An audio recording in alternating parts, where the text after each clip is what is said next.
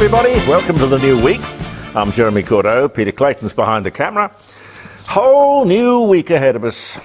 And it's going to be an eventful one. There's a heck of a lot to cover, I think, today, but we've got the whole week to do it.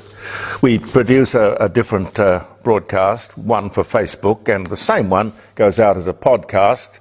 So if you haven't ever seen this, you might be able to, or it might be better for you just to listen to it as a podcast, and you get the Court of Public Opinion, Jeremy Cordeaux's Court of Public Opinion, wherever you get your favourite podcasts. Happy birthday if you're having a birthday. March the 13th. 1923 was the year. American inventor Lee DeForest. He demonstrates his sound on film moving pictures in New York City on this day. The beginning of the talkies. Brilliant. 1923. Golly. 1877, American Chester Greenwood patents earmuffs. He was 15 years old. Earmuffs. Yeah, well, that's practical, isn't it? I think earmuffs would be a practical thing. In 1943, Nazis liquidate the Jewish ghetto of Krakow. Oskar Schindler, with some advance information, saves his workers by keeping them in his factory overnight. And thus began that incredible story, Schindler's List. Where are we? 1639, Cambridge College in Massachusetts is renamed Harvard. Renamed Harvard after a clergyman by the name of John Harvard. And that's all the information I've got on that. William Hurt, the American Academy Award-winning actor. Big Chill, Children of a Lesser God. Kiss of the Spider Woman. Broadcast news. He dies of prostate cancer at just 71. 2022 was the year. J.L. Johnston of England invents horse racing starting gates. I don't know how they started horse. What was the year? 1894. I guess they must have just had a piece of rope or something strung across the course. British guitarist Eric Clapton quits the Yardbirds due to the band having moved away from what he described as traditional blues. Jeff Beck becomes his replacement. Jeff Beck, Hi-Ho Silver Lining. You remember that? Pete, do you remember that? Hi-Ho Silver Lining, 67 I think it would have been. Anyway, that occurred, let me tell you, in 1965. The Australian Catholic Cardinal George Pell is sentenced to 6 years in jail for the sexual abuse in Australia, conviction overturned in 2020, but that was in 2019. General Motors reports on this day in 1950 net earnings of, golly, $656,434,232. It was a bumper year. That's a lot of cars. Wow. 1950. Tennessee makes it unlawful to teach anything about the evolution. That was in 1925. Australian federal elections, the Australian Labor Party, headed up by Paul Keating, re-elected for a 5th term, beats Liberal leader John Howard on this day in 1993. And Lee Falk, who always seemed to turn up in his own movies, or when they made movies about his comic book heroes. Lee Falk, the American comic strip writer, the Phantom, most famously, I suppose. He dies at 97. 1999 was the year. And happy birthday to you if you're having a birthday or it's your wedding anniversary. I've got something else here which Louise sent to me as tribute to International Women's Day. I don't know whether we should do it, Louise. Yes, we should. We should. Okay. All right. As an aeroplane is about to crash, a female passenger jumps up frantically and announces, "If I'm going to die, I want to die feeling like a woman." She removes all her clothes and asks, "Is there someone on this plane who is man enough to make me feel like a woman?" A man slowly stands up in about the middle of the plane, removes his shirt and says, "Here, iron this." Louise, you're twisted and you'll get me into trouble as well. Here's a fun fact. It was 1987 when CDs first outsold vinyl records. That was for the first time. 1987. I'm happy to tell you, as an old romantic, it was announced on Friday that for the first time since, 1987, vinyl is outselling CDs. I don't know, what does that tell you? Pete, you're into music and records and things. What does that tell you? It tells me I've got 1,500 CDs.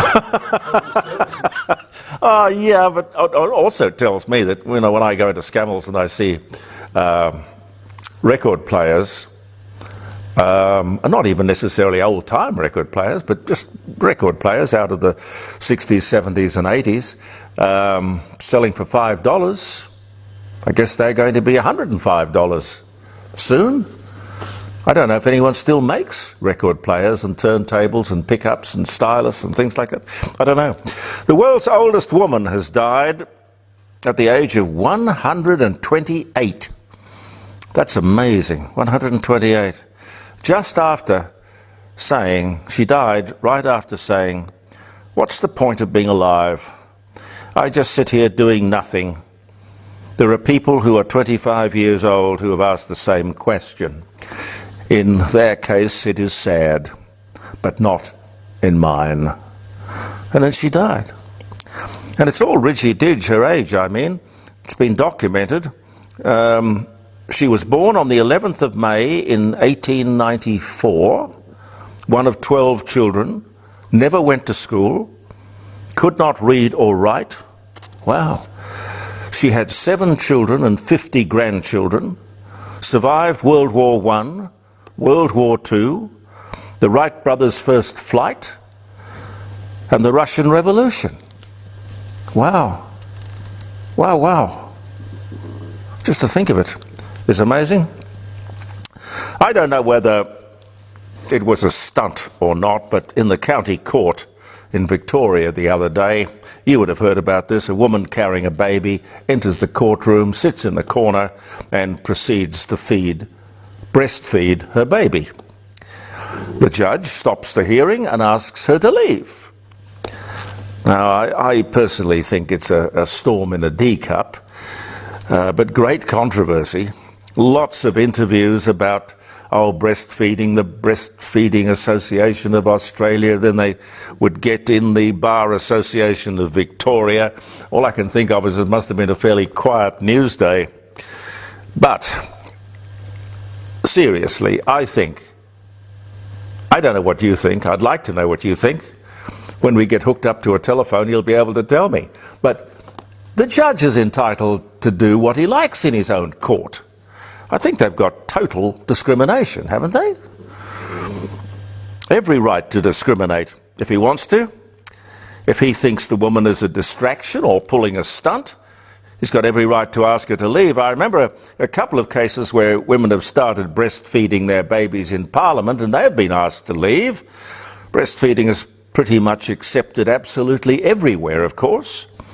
But while breasts are a wonderful force of nature and an endless source of male fascination, society is somewhat obsessed with them, you might have noticed. It shouldn't be the case, of course, but it is. The truth is that they are female breasts very much a part of human sexuality. So you can forget the sustenance and nourishment bit. But I must say, if you want to come, young lady, with your baby into my court, the court of public opinion, and feed your baby here, you're more than welcome. More than welcome. Now tomorrow, Tuesday, we're going to know more, although maybe we won't. Maybe we won't. But they're saying, hold out till Tuesday. It seems we have done a deal on the submarines, of particular interest and importance to Adelaide, of course. Under this AUKUS agreement, we will buy 3 or 4 or 5 subs from the United States as a stopgap. It's all a bit vague. New or second-hand. I mean, are we buying them or borrowing them? What about the cost? A bit open-ended. The US have several submarines that they make. There is the Los Angeles, Seawolf, and Virginia class submarines. So I don't really know. I think people are jumping to the conclusion that it'll be the Virginia class submarine. They've all got different attributes. Now, we may be involved in the production, we may be involved in the training, maybe they just haven't quite made up their mind yet. Production here in Adelaide might not begin until, there are a lot of mites in here, might not begin until 2040s. For God's sake, why did we agree to all of this, which is, as I say, vague, but perhaps more meat on the bones come tomorrow?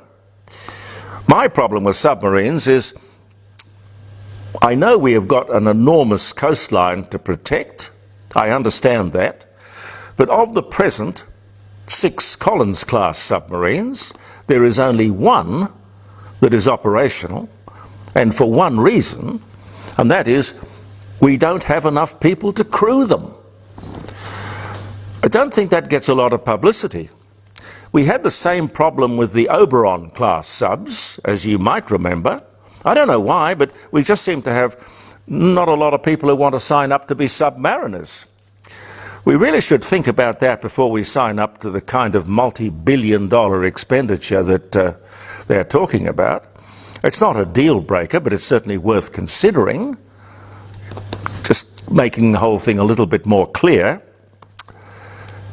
And again, to point out, as I have a few times, that the wars of the future will probably be fought on a computer. They're going to be cyber wars, aren't they?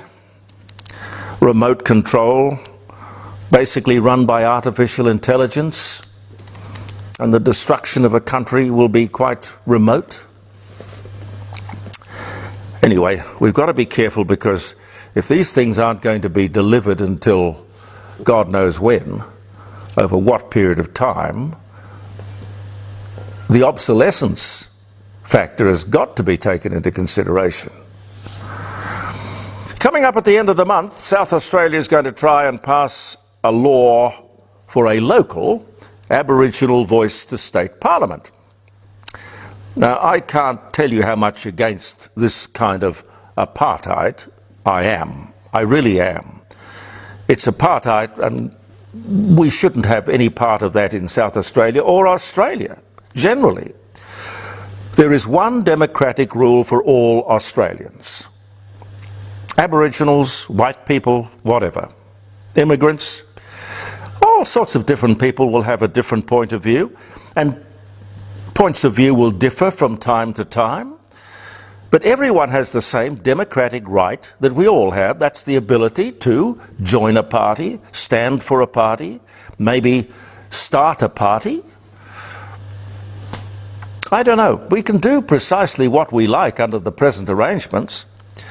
With this local voice, Labor is not only trying to reinvent the wheel, but it seems that it is a racist system that they want to superimpose on our existing system, where people are treated differently simply because of the colour of their skin. And as for recognition of Aboriginals in the Constitution, I've pointed out to you, it's already there. But, without restating the obvious, most people have never seen the Constitution, let alone read it. But section 51(26) states quite clearly that the Parliament is able to make special arrangements or laws for Aboriginal people. I don't know what exactly they want. I'll read you this. Now, this, in all honesty, was not sent to me. It was, in fact, sent to Pete. It's okay if I read your mail, Pete? Yes. This is